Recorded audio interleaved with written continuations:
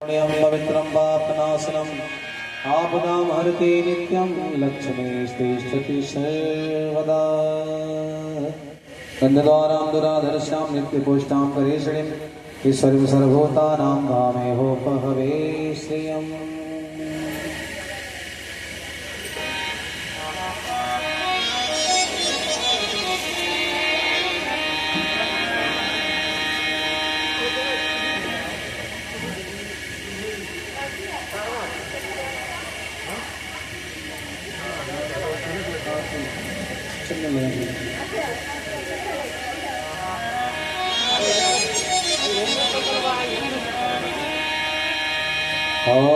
स्वस्ति न इंद्रो वृद्धस्वाः स्वस्ति नः पूषा विश्ववेदाः स्वस्ति नक्षत्रश्चो वरिष्ठनेमिः स्वस्ति नो बृहस्पतिर्दधातु सर्वमङ्गलमङ्गल्ये शिवे सर्वार्थसाधिके शरण्ये त्र्यम्बके गौरी नारायणी नमोस्तुते। ओम मंगलम भगवान विष्णु मंगलम गरुड़ध्वज मंगलम पुंडरीकाक्षो मंगलाय करो हरे।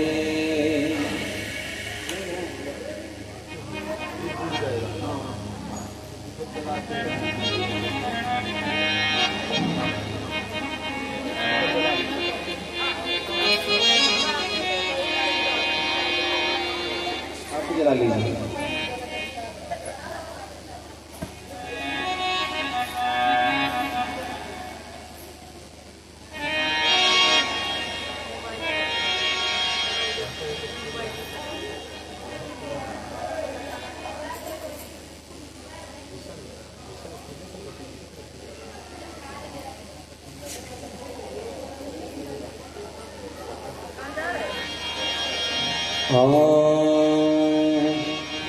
श्री सभी लोग अपना स्थान पर खड़े हो जाएं।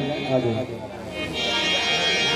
श्री भागवत भगवान की है आरती पापियों को पाप से है तारती पापियों को पाप से है तारती।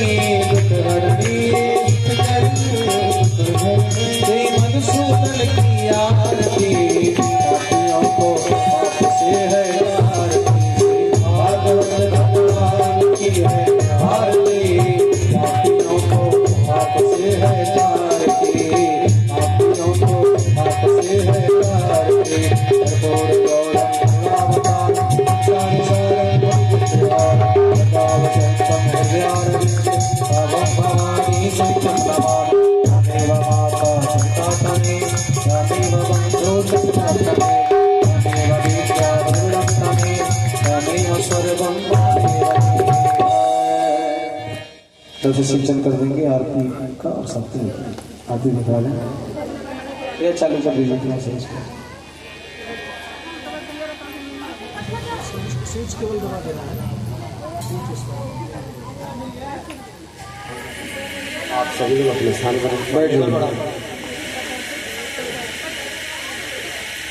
राधे जय श्री राधे बिस्कम ट्रेवल राधे जय श्री राधे सीताराम राधे और थोड़ा तेज कम करिए, ट्रेबल करिए, ट्रेबल और लीड। राधे, जय श्री राधे, राधे।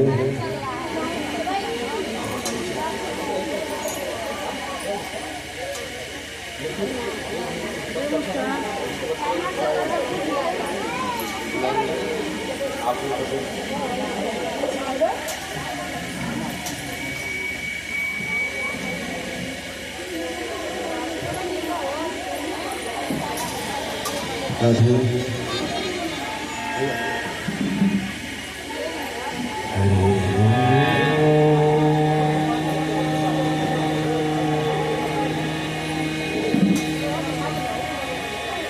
स्वस्ति श्री गणेशाय नमः। स्वस्ति श्री गुरुचरण कमलेभ्यो नमः। स्वस्ति श्री सरस्वत्यै नमः। नमः परमहंसास्वादित चरण कमल चिन्मकरन्दाय भक्त जनमानस निवासाय श्री रामचंद्राय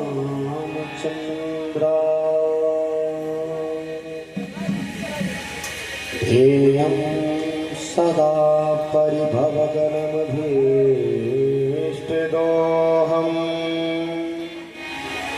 तीर्थास्पदं शिवविरञ्चनुतं शरणं भृत्यार्थहितं प्रणतपादभवाब्धिपोतं वन्दे महापुरुषते चरणारविन्दम्। सीतानाथ समारंभा रामानन्दार्यमध्यमाम् अस्मदाचार्यपर्यन्तं वन्दे गुरु परम्पराम्। गौराङ्गं रसमयं नित्यं पञ्चरसाचार्यरसोत्सुकम् श्रीमद् रामहंसदेवाख्यं सद्गुरु प्रणमाम्यहम्।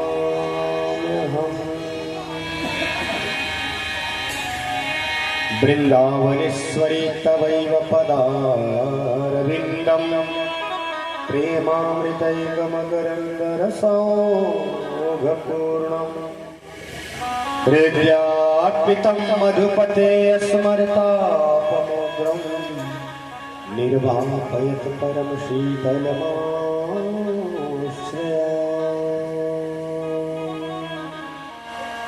दिव्यवेशधरं रामं व्याहं भूषलभूषितं मैथिलीमण्डपं मध्यस्थं सीतया सह शोभितं ब्रह्मा विष्णु महेशाञ्चं मोहयन्तं मनोहरम् वन्दे वेदान्तं सिद्धान्तं परब्रह्मं।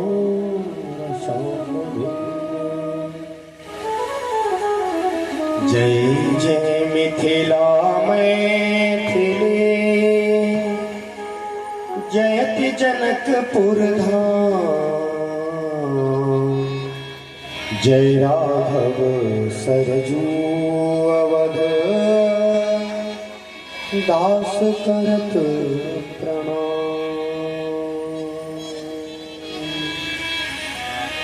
सीताराम भरत लखन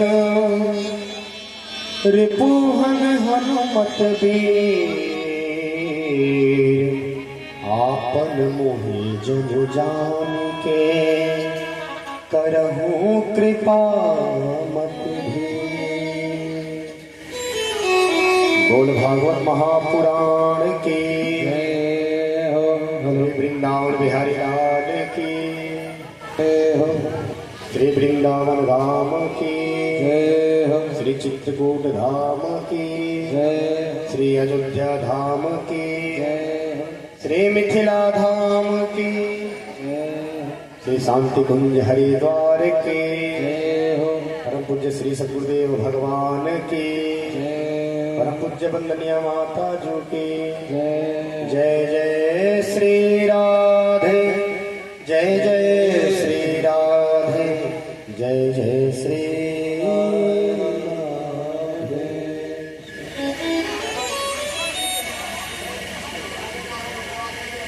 परम अकारण गुणवान भक्तवांछा कल्पत्रु श्री बाल कृष्ण के वांग्मय प्रतिमूर्ति श्रीमद् भागवत महापुराण कथा के विश्राम दिवस में यहाँ जितने उपस्थित हमारे पिता तुल्य बड़े भाईजन भक्तजन एवं भक्तिमती माताएं सभी का इस भागवत ज्ञान यज्ञ में स्वागत है व्यासपीठ से। जो ऐसा दिव्य यज्ञ व्यक्तिगत रूप से प्रायः कलयुग में सामूहिक यज्ञ, कलयुग में नहीं सतयुग से सामूहिक यज्ञ होते हैं। जो यज्ञ सूत जी महाराज 88,000 सौनकादिक ऋषियों को सुना रहे हैं, भागवत प्रारंभ हुई थी नैमिषारण्य में, वहां भी 88,000 मिल के यज्ञ कर रहे हैं। फिर जब नारद जी को सनकादिक ऋषियों ने भागवत हरिद्वार में गंगा किनारे सुनाई, वहां भी सभी मिल के यज्ञ करा रहे हैं भागवत। लेकिन परम सौभाग्य की बात है कि हमारे वर्मा जी के पूर्वजों का आशीर्वाद है, जो यह इस यज्ञ को अकेले कहना भी ठीक नहीं है, क्योंकि इनके जितने पूर्वज हैं अथवा इनके जितने परिवार रिश्तेदार नातेदार जन हैं और इनकी जो पुत्रियां हैं, वो तो मानो भगवान मैया देवभूति और कर्दम ऋषि की साक्षात परिवार, उनका जनमानस प्रकट हो गया हो हमारे वर्मा जी के घर में। आज कथा का विश्राम दिवस है और परीक्षित मोक्ष की कथा है। तो कथा 1 घंटे हो गए मुश्किल से, क्योंकि बहुत सारे अभी कार्य हैं, मौसम भी गर्मी का है। तो जितने ही देर कथा हो आप लोग थोड़ा ध्यानपूर्वक, ज़्यादा समय नहीं लेंगे पर ध्यानपूर्वक विश्राम। आप भी जाने की कैसे परीक्षित का मोक्ष हुआ है। 2 मिनट कीर्तन कर लेते हैं, फिर कथा पूरी कर लेते हैं। निकुंज में विराजे घनश्याम राधे राधे, घनश्याम राधे राधे, कुंज में विराजे घनश्याम राधे राधे, कुंज में विराजे घनश्याम राधे राधे, घनश्याम राधे राधे, घनश्याम राधे राधे, श्याम राधे राधे, घनश्याम राधे राधे, घनश्याम राधे राधे, घनश्याम राधे राधे, श्याम राधे राधे, घनश्याम राधे राधे, कुंज में विराजे घनश्याम राधे राधे,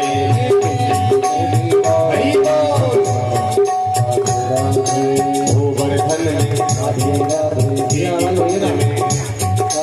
यमुना तट पे क्षीर घाट पे वारह घाट पे वृंदावन में मधुबन जी में मानगढ़ में बरसाने में गोकुल जी में नंदगांव में राधे राधे राधे राधे राधे, बरसाने वाली राधे, श्री राधे राधे राधे, बरसाने वाली राधे, श्री राधे राधे राधे, बरसाने वाली राधे, श्री राधे राधे राधे, बरसाने भैया बरसाने वाली को बरसा रही है अपनी कृपा। अब यहाँ देखो जैसे बारिश होती है, अब कोई लोटा रख दिया बाहर आंगन में, कोई बाल्टी रख दिया, कोई ड्रम रख दिया। अब जो लोटा रखा था उसको 1 लोटा पानी मिलेगा, जो बाल्टी रखा था उसको 1 बाल्टी मिलेगा पानी, और जो ड्रम रखा था पूरे मिलेंगे। अब लोटा वाला कहे बरसाने वाली ने उसको ज्यादा जल दे दिया, तो ये बताओ उसकी समझ की खेल है ना। बरसाने वाली तो एक बराबर बारिश की, आपका पात्र छोटा था इसलिए आपको थोड़ा सा जल मिला, इसलिए आप भी अपने पात्र फूल को जितना लूटना है लूट लो, अंतिम दिनों की कथा में। श्री राधे राधे राधे बरसाने वाली राधे, श्री राधे राधे राधे बरसाने वाली राधे, कुंज में भी राधे घनश्याम राधे राधे, कुंज में भी राधे घनश्याम राधे राधे, कुंज में भी राधे घनश्याम राधे राधे, कुंज में भी राधे घनश्याम राधे। जय मंजुल कुंज कुंजन के रस कुंज विचित्र समाज की जय, जमुना तट के बंसी बट के गिरिजेश्वर के गिरिराज की जय, ब्रज गोपिन गोप कुमार के विघ्नेश्वर के सुख साज की जय, ब्रज के सब संतन भक्तन के, ब्रज के सब संतन भक्तन के, ब्रज मंडल की ब्रजराज की जय, ब्रज मंडल की ब्रजराज की जय, ब्रज मंडल की ब्रजराज की जय।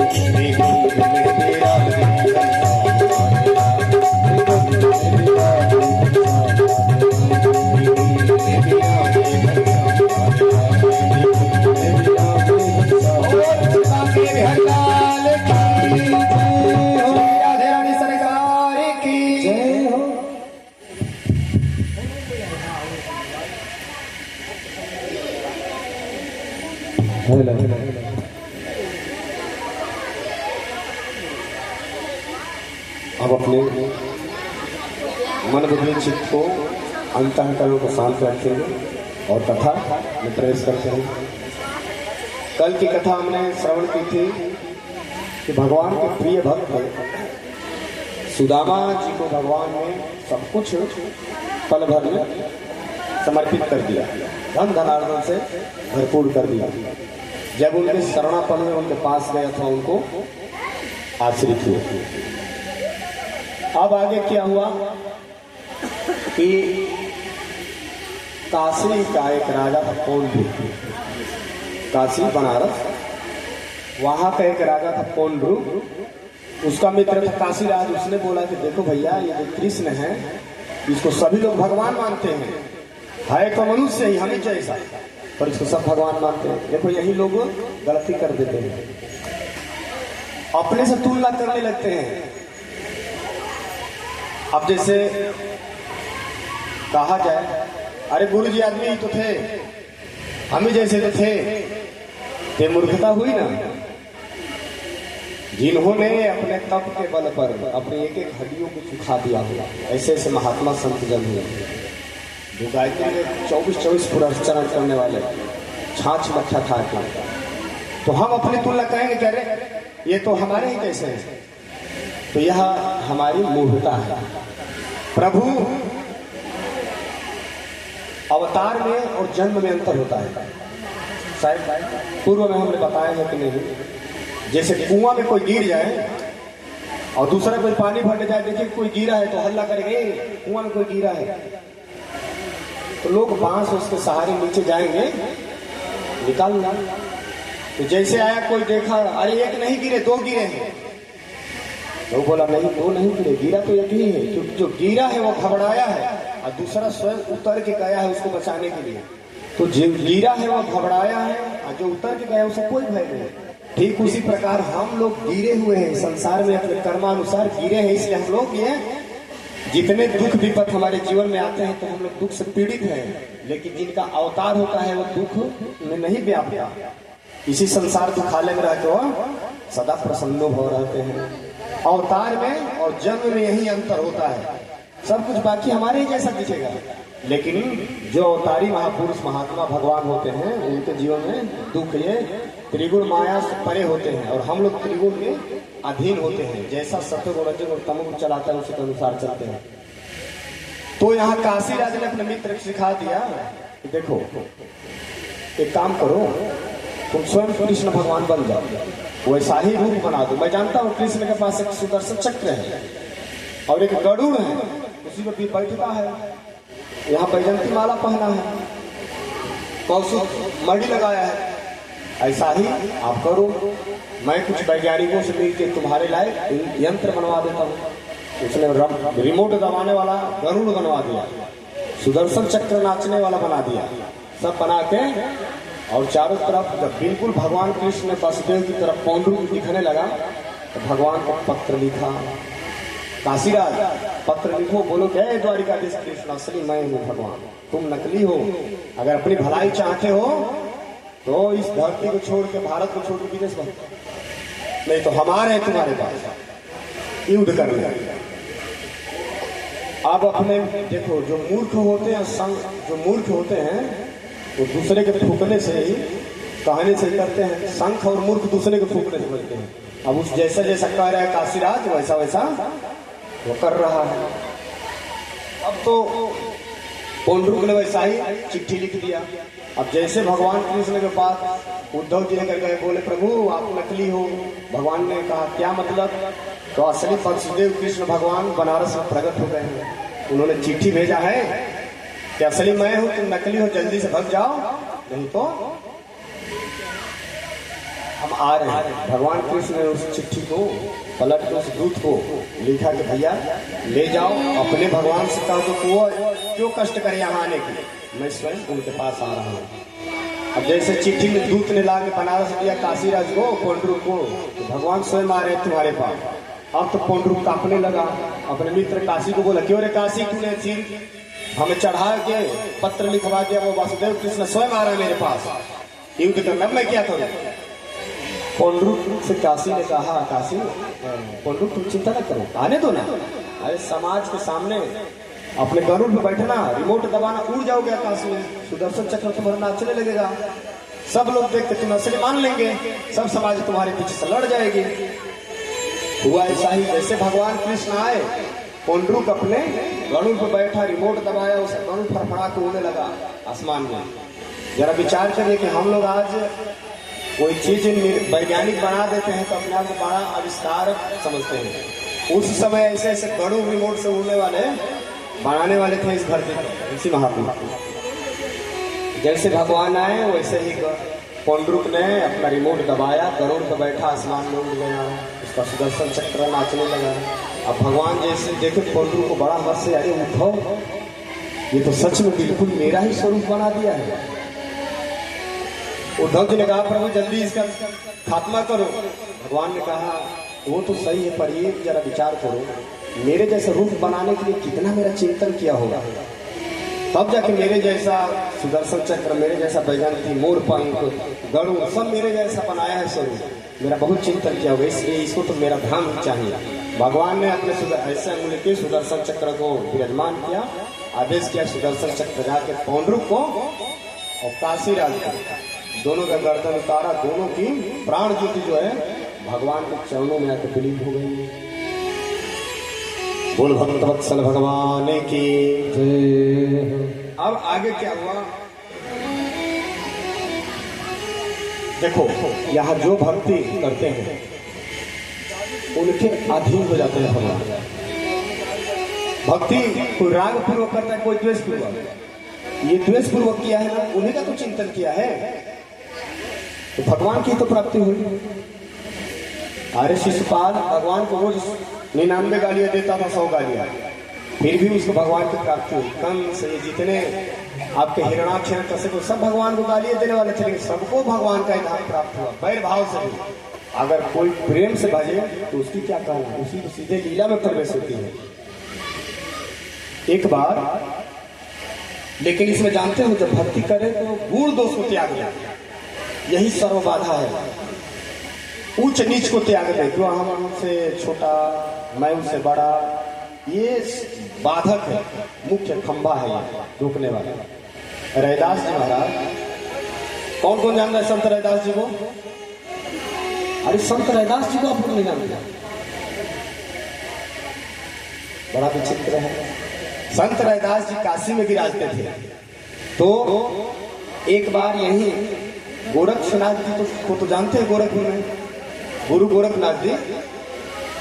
ये घूमते घूमते काशी गए, इनको प्यास लगी तो सोचे कि रैदास परम वैष्णव है, क्योंकि रामानंद गुरु जी से रैदास जी ने वैष्णव दीक्षा लेके रामानंद वैष्णव बन गए थे। जो वैष्णव बन जाता है उसकी जात पात, इसलिए जो वैष्णव होते हैं उनका नाम दास लग जाता है।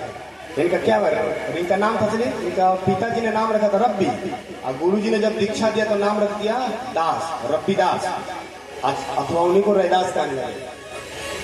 हमारा भी नाम हीरालाल भारद्वाज था, जब शरणागति हुई तो राम किंकर दास हो गया। तो वैष्णवी दीक्षा के बाद दास हो जाता है, उनका जो जात गोत्र होता है सब बदल जाता है। तो यहाँ पे जो भगवान जैसे रैदास जी को दीक्षा हुई तो उनका गोत्र हो गया अच्युत, जात पात।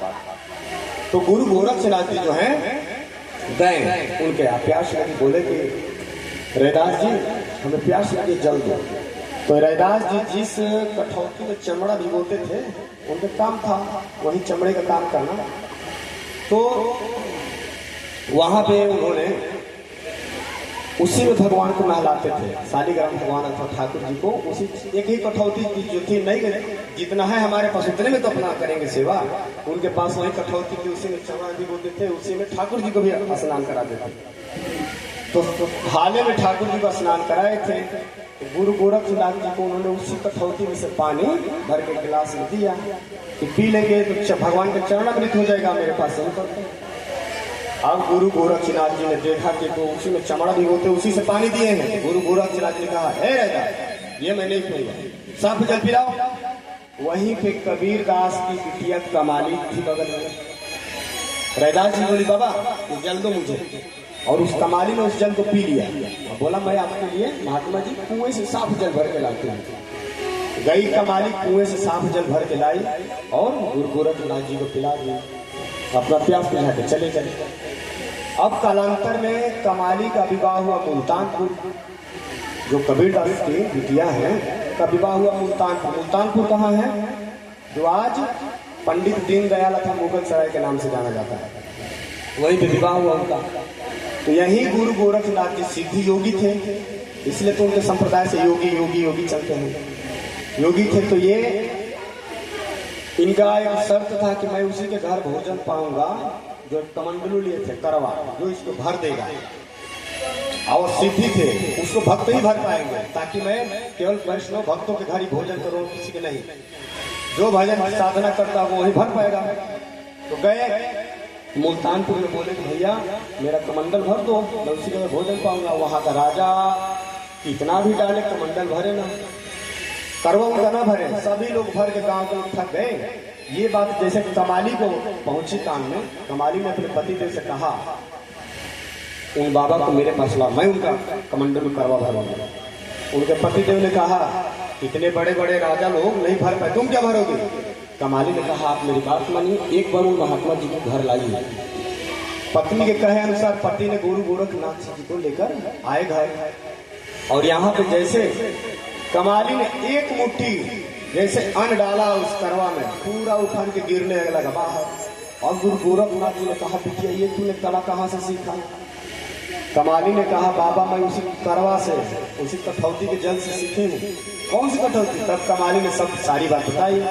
एक बार आप रैदास जी के यहाँ आए थे, वह अपने कठौती का जल दिया, अपने नहीं पिए, मैं वहीं पी ली थी, तो मेरे अंदर वह सिद्धि जागृत हो गई। अब जैसे गुरु गोरखनाथ जी सुने दौड़ के भागे काशी, रैदास जी के यहाँ भाग के गए, जाके रैदास जी से बोले मुझे जल पिलाओ। रैदास जी बोले जी कुआं के जल लाओ भाई, नहीं मुझे कठौती का जल पिलाओ। उन्होंने कहा मैं इसमें चमड़ा भी को है, नहीं मुझे उसी का जल पीना है। तब रैदास जी ने कहा कि जब पिया तब पिया नहीं, जो पिया वो पिया को जान लिया। अब फिरा जोगी भूले मत वाला, वो पानी मुल्तान गया। अरे वो लड़की ने पी लिया था, जो सीधी मुल्तान चली गई, और जो नहीं पिया वो फिर रहा है जोगी बन के। जब पीना था तो पिए नहीं, और जो पिए वो पिया को जान लिए। तो हम भी यही ऊंच नीच का प्रभाव रखते ऐसा कर देते हैं। आगे जो है दत्तात्रेय जी के 24 गुरुओं के शिक्षा भगवान दत्तात्रेय ने प्रहलाद जी को दी। इनके 24 गुरु दत्तात्रेय भगवान 24 गुरु बनाए अपने जीवन में। कौन कौन से? पृथ्वी वायुराकाश मापो अग्निश्चंद्र वारभिः कपोतो वज्रः सिंधु पतंगो मधुकृत्य गजः मधुहा हरिणो मीनः पिंगला पुररोर्भकः नारी सर्कृत सर्पो उर्वनाभिसुतेस्कृतः। दत्तात्रेय जी ने पहला गुरु बनाया पृथ्वी। पृथ्वी को, पृथ्वी से उन्होंने क्या सीखा? अब जरा ध्यान देंगे हमारे गुप्ता जी अथवा इनके परिवार से जितने श्रोताजन हैं। दत्तात्रेय जी ने पृथ्वी से क्या सीखा? तो पृथ्वी के ऊपर कितने पापाचरण होते हैं, क्या से क्या होता है, लेकिन पृथ्वी फिर भी शांत, बिल्कुल शांत चित रहती है। अगर थोड़ी भी डोल जाए तब सीताराम हो जाएंगे। तो उससे उन्होंने शांत सीखा कि जैसे पृथ्वी शांत रहती है, उसके ऊपर कुछ भी होता है, उसी प्रकार हमारे सामने हमारे जीवन में कितना भी दुख विपत्ति आए, हमें शांत रहना चाहिए। पहला उन्होंने सीखा। उसके बाद वायु से क्या सीखा? जैसे उन्होंने वायु से सीखा, जैसे हवा बहती है तो कहीं गुलाब के पौधे लगाए गए हैं, तो वहां से जब हवा गुजरती है तो सुगंध लेकर जाती है। कहीं आगे जाती है, कोई जीव जंतु मरे हैं सड़े हैं तो वहां से दुर्गंध लेकर जाती है। पर वहां की बस जाती है, स्पर्श करते हैं, अपने में धारण नहीं करती है। हवा तो हवा में कोई गंध नहीं।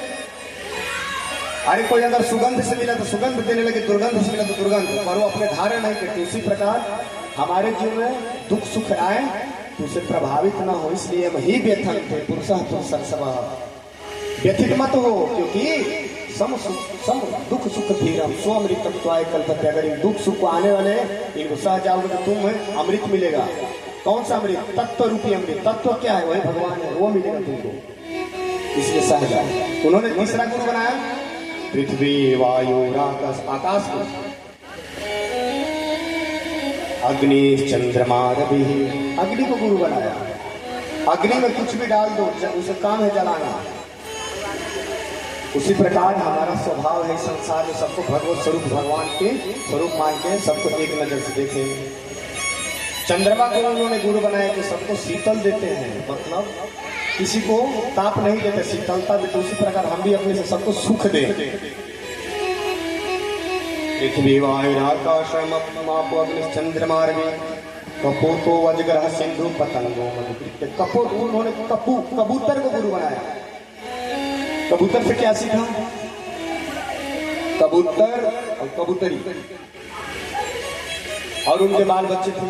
इतने में पहेलिया ने जाल डाला, उसमें जो है कबूतर के बच्चे फंस गए, कबूतरी फंस गए। अब कबूतर जो है रो रहा है, बिलख रहा है कि मैं अपने बच्चों के बिना कैसे जीऊं, मैं अपने पत्नी के बिना कैसे जीऊं, और अपने नहीं भाग रहा है।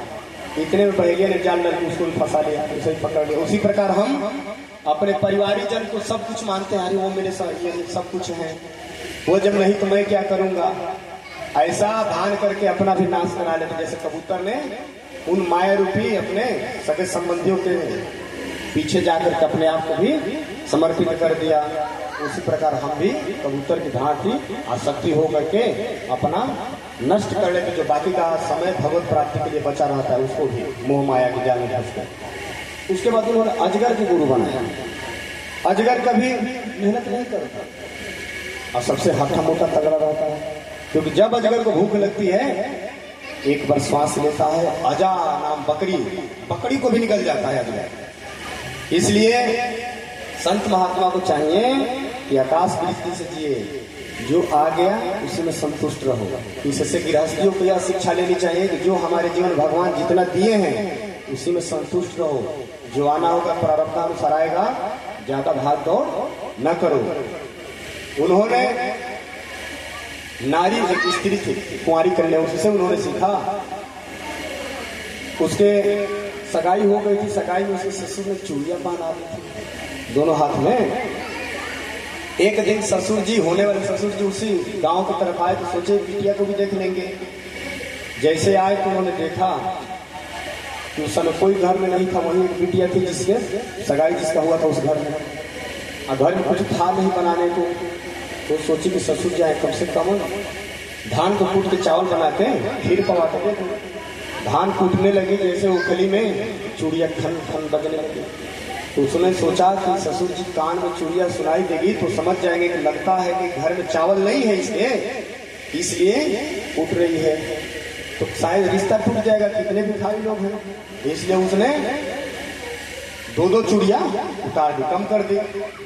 फिर भी खन खन बज रही है। अब सोचिए अगर पूरी उतार दूंगी तो जो सुहाग मिला है वो हमारा धर्म भ्रष्ट होगा। तो और सारी चूड़ियाँ उतार दी, एक एक चूड़ी दोनों में रखी, अपना धान निकाल के चावल से बना के पवाया। उसी प्रकार हम लोग को चाहिए कि जब साधना करें तो एकांत में करें, अथवा जितना उम्र हमारा नजदीक बीतता जाए उतना हम एकांत होने की, अकेले होने की कोशिश करें। क्योंकि जितने हम बीच में रहेंगे भीड़ में, उतने जैसे चूड़ियाँ खन खन बजती हैं, उसी तरह गृहस्थ में रहने पर भी तू मैं होता रहेगा। इसलिए आप अपने आप को एकांत रहने की कोशिश करिए। बहुत सारे 24 गुरुओं को उन्होंने बड़ी सुंदर कथा बताई है।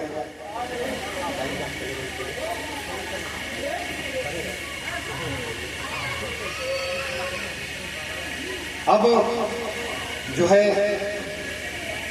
एक राजा थे, ये इतने बड़े दानी थे कि रोज इनका काम था ब्राह्मणों को गौ दान करना, जो भी आते थे इनके पास। एक दिन ये क्या किया महात्मा, एक पंडित जी को गाय दान किए, और वह गाय गई रात्रि में भाग आई। पहले गांव में ऐसा होता है, जैसे आपने किसी को गाय बेच दिया तो गाय भाग आती थी, रास्ते में से भी रस्सी छोड़ा के भाग जाती थी जिसके घर से पहले रहती थी। तो आज राजा ने तो गाय दान कर दिया, रात्रि में ही गाय, वो राजा के पास लाखों करोड़ों गाय, वो गाय उस पंडित जी के घर से रातों रात भाग के आके उसी गांव में गाय में मिल गई। अब दूसरे दिन एक पंडित जी आए तो राजा ने उसी गाय को नहीं पहचाना, उतने गाय लाखों है, क्या पहचान, सब देसी। आजकल तो ऐसा नहीं कि जर्सी है, साहिवाल है तो पहचान में आएगा, रंगी बिरंगी है, एक ही बस देसी गाय है। तो उसी गाय को अनजाने बस दूसरे पंडित जी को दान कर दिया। अब वो पंडित जी जब लेकर जा रहे थे तो पहले वाले पंडित जी आ रहे थे कि मेरी गैया इन्हीं के यहाँ तो भक्त गई होगी, चल के ले ले। तो देखे कि तो मेरी गैया एक दूसरे पंडित जी लेके जा रहे हैं। बोले भैया ये तो मेरी गाय है, कल राजा मुझे दान किया था। उन्होंने कहा देखो ये गाय मुझे अभी राजा ने दान किया है। वो पंडित जी बोले कि हमें ये गाय को कल दान किए थे, रात में भग गई है। अब दोनों पंडित गए राजा के पास। पहले वाले बोले बताओ राजा तुम कल गाय दान किए थे कि नहीं? उन्होंने कहा हाँ किया था। दूसरे पंडित बोले अभी तुमने गाय ये मुझे दान किया है कि नहीं? हाँ किया। तो राजा बहुत अनुनय भी नहीं किए कि भैया इसके बदले दूसरी गाय ले लो आप। तो पहले वाले पंडित जी बोले नहीं, जो दान होता है उसी को लिया जाता है, जो जिसको दान दिया जाता है वही उसको लेता है। तो मुझे तुम 10,000 1 लाख गैया ना दो, जो मुझे आप पहले दान दिए हो मुझे तो वही एक ही गैया चाहिए। अब दूसरे वाले पंडित बोले कि जब मुझे दान कर दिया तो मैं क्यों दूं? दोनों पंडित एक ही बात है। अब राजा उसमें भी बस दोनों तरफ पूछे कि मुझे दिए थे, मुझे दिए थे। अब दोनों एक ही को लेने के लिए, क्योंकि एक धर्म होता है दान का, जो चीज जिसे दान होता है वही लेता है, तभी आपका दान सफल होता है। अब यहाँ पे क्या हुआ कि अंत में राजा अपना स्वभाव उन लोग के ऊपर चाहते थे कि मैं ये कोई एक महात्मा मान जाए तो मैं बहुत दे दूंगा, लेकिन पंडित तो निष्कामी ब्राह्मण थे, वह धर्मशास्त्र के अनुसार बात कर रहे थे। अंत में दोनों ने उस गैया को बोला कि तुम दोनों की तरफ सिर हिला रहे हो, किसी एक को भी नहीं दान दे रहे, जाओ श्राप देते गिरगिट बन जाओ। चले गए वो दोनों, और ये महात्मा गिरगिट बन गए। अब एक दिन क्या हुआ कि भगवान अपने समस्त नाती पुत्रों के साथ गए प्रभास क्षेत्र में भ्रमण करने, सभी को समझा रहे हैं कि देखो बेटा, इस संसार में सबसे परिहास अथवा मजाक कर लेना, लेकिन संत और जो तेजस्वी ब्राह्मण उनसे कहीं मजाक न करना, क्योंकि उनके साथ से मैं भी नहीं बचा पाऊंगा, क्योंकि मैं उनका भक्त स्वयं हूं। अनुप्रजा में हम नित्य हैं, पुण्यंति गिरिरेणु भी, मैं उनके पीछे पीछे चलता हूँ ताकि उनके चरणों से धूल उड़ते तो मैं उसको सिर पे लगा के पवित्र होता हूँ। ऐसे तुम महात्माओं का अगर अनादर कर दोगे तो मैं भी क्षमा नहीं कर पाऊंगा, नहीं मैं भी नहीं बचा पाऊंगा। आज क्या हुआ, बच्चों को ऐसे भगवान ने शिक्षा दी। एक बालक गया घूमते घूमते, जैसे कुएं में गेंद खेलते गया, कुएं में गेंद जैसे गया लाने के लिए, देखा कि भयंकर गिरगिट बहुत बड़ा। जाकर बोला दादाजी भगवान कृष्ण से, ऐसा गिरगिट आज तक हमने नहीं देखा। भगवान कृष्ण जैसे आए उस गिरगिट को स्पर्श किए, तेजो स्वरूप तेजमयी देव स्वरूप राजा शरीर धारण किया। भगवान ने पूछा तुम कौन हो? उन्होंने बताया कि मैं राजा नृग हूं महाराज, मैं इतना गौवे दान किया हूं कि छोटी सी एक चूक हो गई, उसी के कारण प्रारब्ध भोग रहा था। भगवान ने कहा ठीक है राजन, अब तुम मेरे धाम को जाओ। राजा नृग अपने भगवत धाम को गए। अब इधर जो है ये बंध मोक्ष की कथा परीक्षित जी और सुखदेव जी सुना रहे हैं कि देखो ये बंध और मोक्ष क्या है। अब जरा ध्यान देंगे, हम स्वयं बंधे हैं, हमें कोई बांधा नहीं है, और हम स्वयं मुक्त होंगे। जैसे एक राजा था, वर्मा परिवार, आप सभी लोग जरा ध्यान पूर्वक सुनिएगा। एक राजा ने अपने नगर में डुगडुगी पिटवा दी कि जो मुझे समझा देगा मैं उसको अपना आधा राजपट दे दूंगा। अब एक एक ज्ञानी आने लगे समझाने के लिए, तो मंत्री ने बोला महाराज एक ज्ञानी है, आपको समझा देंगे, भिखारी हो जाओगे, कहे ऐसा शर्त रख लिए। उस राजा ने कहा ए मंत्री जी, जब मैं समझने के लिए तैयार होगा तभी तो मुझे कोई समझाएगा। समझ पाए भैया? क्या समझे? राजा ने कहा कि जब मैं समझने के तैयार होऊंगा तभी तो मुझे कोई समझा पाएगा। जब मैं खुद बदलना ही नहीं चाहूंगा तो कोई कितना भी कोशिश कर दे कोई फर्क नहीं पड़ने वाला। तो इसलिए जब हम अपने आप को स्वयं नहीं बदलेंगे तो कोई कितना भी अमृत पिलाए, कुछ भी कर लो, जब हम स्वयं अपनी स्वीकृति को बांधे बैठे हैं तो हम दूसरा हमारे को कितना भी मंत्र मारे। जब हम डॉक्टर ने दिया तुमको बुखार या दवा खाते रहना, तुम नहीं खाओगे तो कैसे ठीक होगे? तो वही आज परीक्षित जी सुखदेव जी को बता रहे हैं कि देखो राजन, बंध जो है स्वयं हम बंधे हैं,